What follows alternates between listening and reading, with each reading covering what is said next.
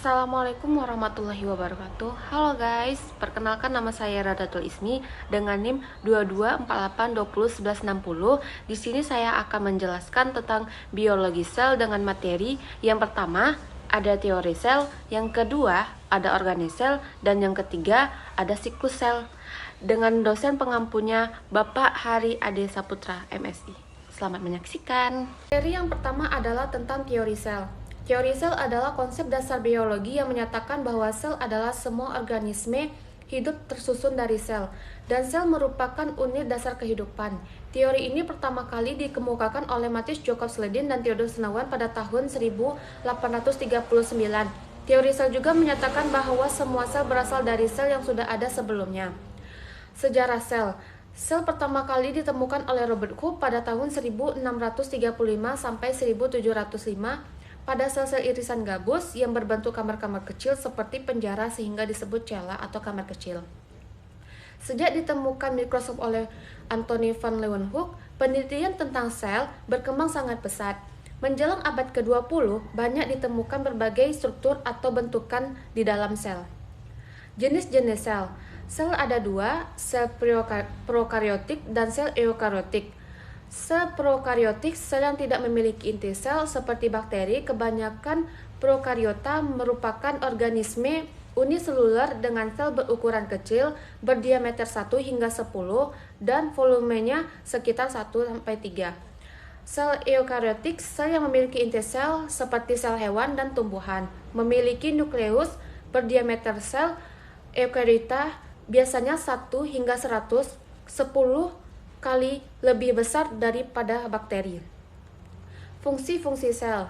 Yang pertama menghasilkan energi, yang kedua mensintesis protein, yang ketiga mengatur aktivitas sel, yang keempat menghancurkan zat-zat yang tidak diinginkan, yang kelima mengambil nutrisi, yang keenam mengoksidasi, yang ketujuh mengeluarkan zat sisa, yang kedelapan transport senyawa, yang kesembilan pertumbuhan dan perkembangbiakan. Bentuk sel. Uniseluler, multiseluler, batang atau basil bakteri, bulat atau kokus bakteri, memiliki badan buah, Diplocus, Sarcina, Streptococcus, Staphylococcus, dan spiral atau koma. Materi yang kedua adalah organel sel. Organel sel adalah struktur-struktur kecil di dalam sel yang memiliki fungsi khusus atau spesifik. Organel sel sering disebut juga dengan organ internal sel. Organel sel berfungsi untuk menjalankan fungsi sel, sehingga memungkinkan makhluk hidup. Fungsi-fungsi organel sel. Yang pertama inti sel atau nukleus. Fungsinya mengatur aktivitas sel, mengandung informasi genetik yang diperlukan untuk proses seluler. Yang kedua, mitokondria. Fungsi menghasilkan energi untuk sel melalui proses respirasi seluler. Yang ketiga, ribosom. Fungsi mensintesis protein yang diperlukan untuk proses seluler. Yang keempat, retikulum endoplasma. Fungsi mensintesis lipid dan protein yang diperlukan untuk proses seluler.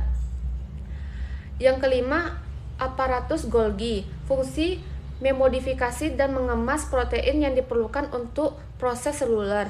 Yang keenam, lisosom. Fungsi menghancurkan zat-zat yang tidak diinginkan seperti bakteri dan virus. Yang ketujuh, sentriol. Yang kedelapan, kloroplas. Fungsi menghasilkan energi melalui fotosintesis, menghasilkan oksigen dan glukosa. Yang kesembilan, vakuola. Fungsi menyimpan zat-zat yang tidak diinginkan seperti limbah dan racun. Yang kesepuluh, perisikom. Fungsi menghancurkan zat-zat yang tidak diinginkan seperti asam lemak dan steroid. Materi yang ketiga adalah siklus sel. Siklus sel adalah proses perkembangan sel yang teratur, mulai dari terbentuknya sel hingga membelah menjadi dua sel anak. Terdiri atas dua fase, yang pertama intrafase dan pembelahan. Intrafase terdiri atas fase G1, fase S, fase G2. Sedangkan pembelahan ada prefase, metafase, anafase, telefase. Mitosis. Mitosis merupakan pembelahan sel-sel tumbuh yang terjadi pada sel eukariotik, yaitu sel yang memiliki inti sel. Meiosis. Meiosis merupakan pembelahan sel gamet di mana ditandai dengan 2 tahap pembelahan sel. Laksanakan dengan dihasilkan tidak identik dengan induk dan dengan jumlah kromosom setengah dari induk. Gametogenesis. Proses pembentukan gamet atau sel kelamin. Sel gamet terdiri dari gamet jantan, spermatozoa yang dihasilkan dari testis, dan gamet betina ovum yang dihasilkan di ovarium. Spermatogenesis.